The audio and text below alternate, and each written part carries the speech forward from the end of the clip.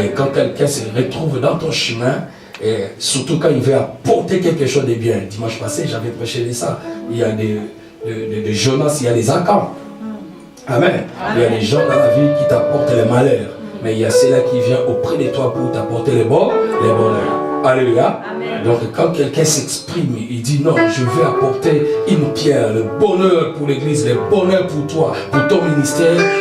Il faut bénir le Seigneur. Parce qu'à l'instant où nous vivons le temps de la fin, ils ne sont pas beaucoup. Il y a plus de rebelles, il y a plus des ennemis, il y a plus non, ils ont dit ça même des choses que tu n'as pas dit, des faux témoignages. Mais si quelqu'un s'est mis dans ton chemin et Dieu l'a parlé pour toi, il faut bénir le Seigneur. Amen. Amen. Donc, pendant que j'appelle l'évangéliste Christian, on l'acclame très très fort, il va se présenter et présenter sa femme. Amen. Que le Père nous en prie. Amen. Que Dieu bénisse son serviteur, l'évangéliste Emmanuel. Amen. Papa, tous mes respects. Merci beaucoup. Maman, mes respects également. Je vous salue dans le nom de Jésus-Christ. Amen. Comme papa l'a dit si bien, je ne suis pas venu seul. Amen. Amen. Hein? Est-ce que tu peux répéter après moi? Dieu t'a fait du bien. Dieu t'a fait du bien. Non, répète-le un peu bien. Dieu m'a fait du bien. Non, moi, non, parle de moi. Oui, effectivement, Dieu m'a fait du bien, papa. Dieu m'a donné une femme. N'est-ce pas, c'est faire du bien à un homme? Amen. Dieu m'a fait du bien. Répète-le avec moi, s'il te plaît. Dieu m'a fait du bien. Dieu m'a donné 2 enfants. Amen. Amen. Dieu m'a fait du bien. Je rends grâce à Dieu. Je suis venu accompagné de ma femme, Jarvini, ainsi que de mes 2 enfants, Christone et Jeden. Voilà, nous sommes venus vous rendre visite et aussi prier avec vous. Amen. Voyez-vous, j'ai rencontré cette milante de Dieu sur Internet, mais voilà, comme quoi le réseau social n'est pas si mal que ça. Amen. Et je le suivais depuis un long moment, mais lui ne le savait pas. Et sur Facebook, je ne lui ai jamais dit bonjour, mais j'ai regardé les photos, j'ai regardé les vidéos et j'ai prié. J'ai prié jusqu'un beau jour, le Saint-Esprit a rendu ça possible de lui parler. Et voyez-vous, nos 2 esprits se sont connectés. Amen. Et j'ai béni cela. J'aimerais vous dire 2 choses. 2 choses, papa a dit 5 minutes, je vais en prendre que 4. 2 choses. La première des choses, je voudrais vous dire, il y a une loi qui existe depuis la nuit des temps. Cette loi, c'est une loi inévitable.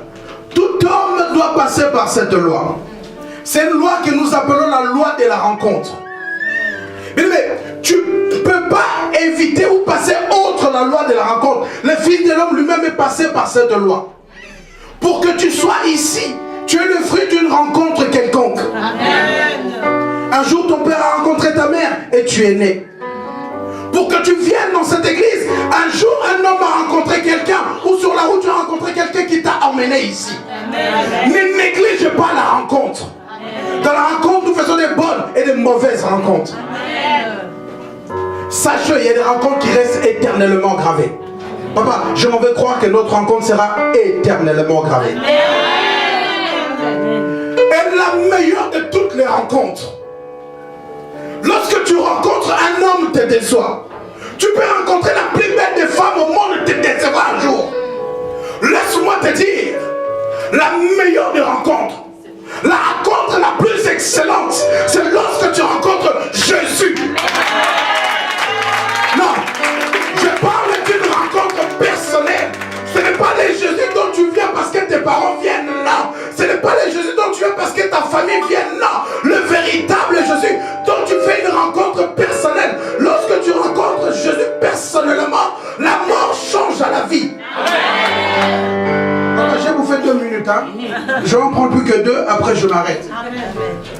Deuxième chose, écoutez, vous connaissez l'histoire de Genèse 45, nous n'allons pas dire, je suis pas en train de prêcher. Genèse 45, l'histoire de Joseph avec son père. Un beau jour, on vient annoncer à son père que ton fils est mort. On lui ramène même des vêtements avec beaucoup de sang. Et bien là, son père va pleurer. Et dans son cœur, il va enterrer Joseph. Il a enterré Joseph dans son cœur à cause de tout ce que ses yeux ont vu. Bien aimé, je m'en veux prier pour toi maintenant, en qualité de l'homme de Dieu, que tes yeux ne croient pas seulement tout ce que tu verras, mais tes yeux croient ce que l'Esprit te dira. Bien aimé, tes yeux peuvent voir que ça c'est du noir, mais si l'Esprit dit que c'est rouge, c'est rouge. Avoir c'est être dans la majorité. Donc ce qu'il dit, c'est ce qui m'intéresse. On vient annoncer à son père, ton fils est mort.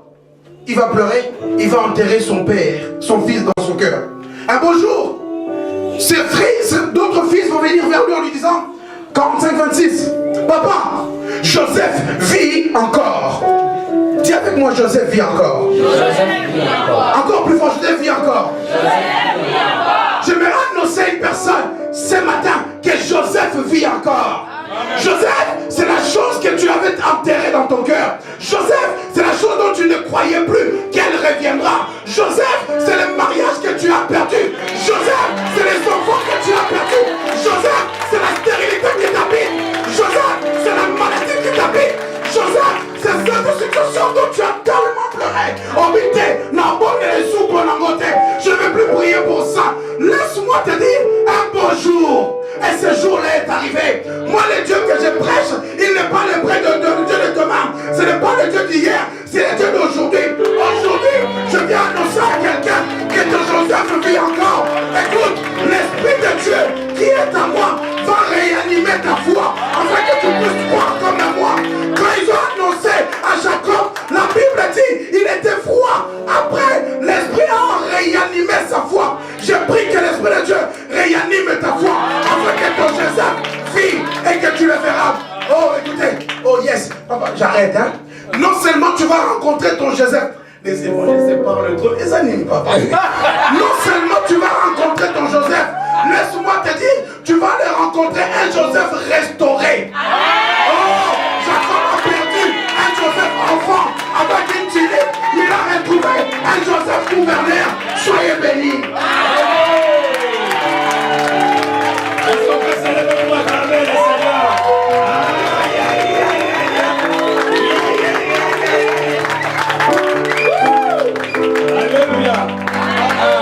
Quand tu es bon, on doit rencontrer que des jambons. Non. Et juste un petit truc, mais c'est merveilleux. Alléluia. La loi de la rencontre. Alléluia.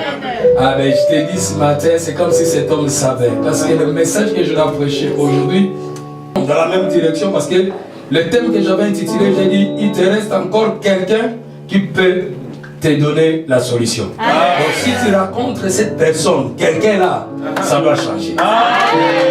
Alléluia. Mettons-nous tous debout, nous devons lire la parole.